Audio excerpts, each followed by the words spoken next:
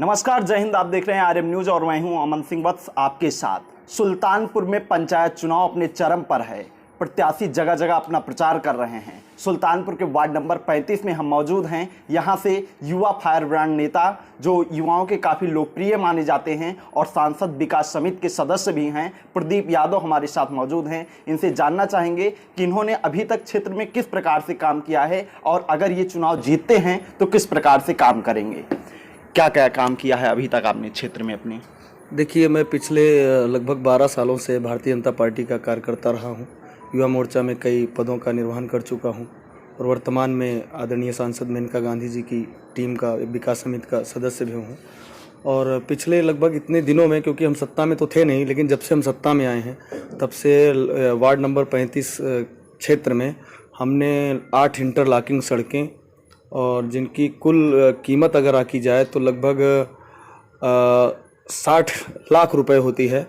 और इसके अलावा एक सरकारी ट्यूबवेल और इसके अलावा एक बांध, हमारे यहाँ एक छोटी सी नदी है, उस पे एक बांध, जिससे कि आने जाने वालों को काफ़ी सुगम हुआ। और वहाँ पे लगभग हर वर्ष प्रत्येक सीज़न में लगभग 10 लाख रुपए का मछली उत्पादन होता है।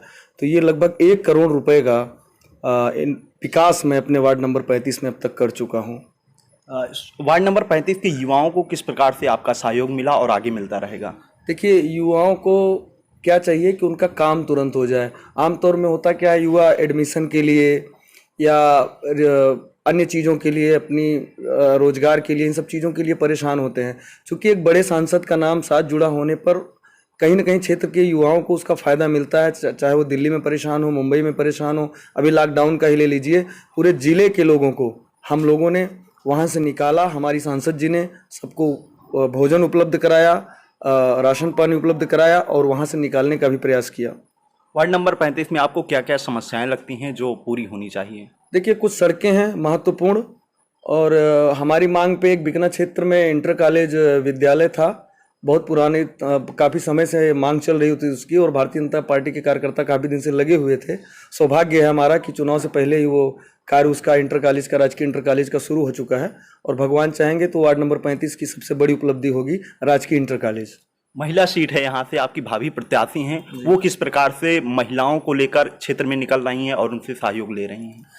हाँ, महिला सीट है और बिल्कुल उसमें देखा गया कि चुनाव किसको लड़ाया जाए, तो मुझे लगता है जो मेरी भाभी हैं वो काबिल हैं, वो स्नातक हैं, शिक्षित हैं, और इसके अलावा स्वयं सहायता समूह के में काफ़ी उनकी पकड़ भी है और महिलाओं से वो डे पर डे निकल रही हैं और काफ़ी लोकप्रिय भी हैं।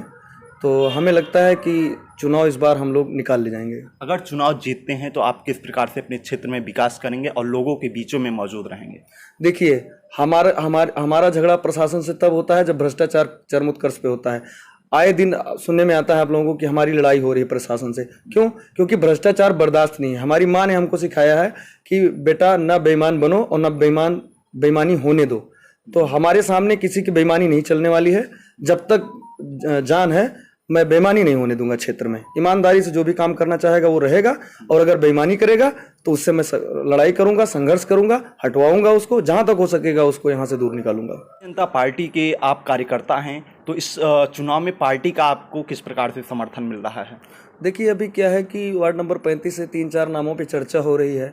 हमने जिलाध्यक्ष ने, आदरणीय जिलाध्यक्ष जी ने हमको बुलाया था, तो हमने वहाँ अपनी बात रखी कि अगर हमसे ज़्यादा किसी ने क्षेत्र में काम किया हो, हमसे ज़्यादा किसी ने पार्टी के लिए संघर्ष किया हो, हमारे ऊपर पार्टी के कार्यक्रमों के दौरान मुकदमे हुए हैं। सबसे ज़्यादा लाठी हमने धमौर में लाठीचार्ज हुआ हमारे ऊपर, सुल्तानपुर में लाठीचार्ज हुआ हमारे ऊपर, लखनऊ में लाठीचार्ज हुआ हमारे ऊपर, और दिल्ली में भी हमने लाठी खाई है। तो हम वो कार्यकर्ता हैं जो यहाँ से लेकर दिल्ली तक लाठी खाने का काम किए हैं, जब भारतीय जनता पार्टी की सरकार नहीं थी तब। और अब जब पार्टी की सरकार आई है, तब ऐसे में पार्टी को, मुझे पूरा भरोसा भी है अपने संगठन के ऊपर और भारतीय जनता पार्टी के ऊपर कि कहीं ना कहीं पार्टी पूरा सहयोग करेगी और हमें अपना समर्थन प्रदान करेगी। हमारी शुभकामनाएं आपके साथ हैं। धन्यवाद। खबरों की दुनिया में सच का साथी, तमाम छोटी बड़ी खबरों को देखने के लिए सब्सक्राइब करिए ऋषि मीमांसा समाचार को।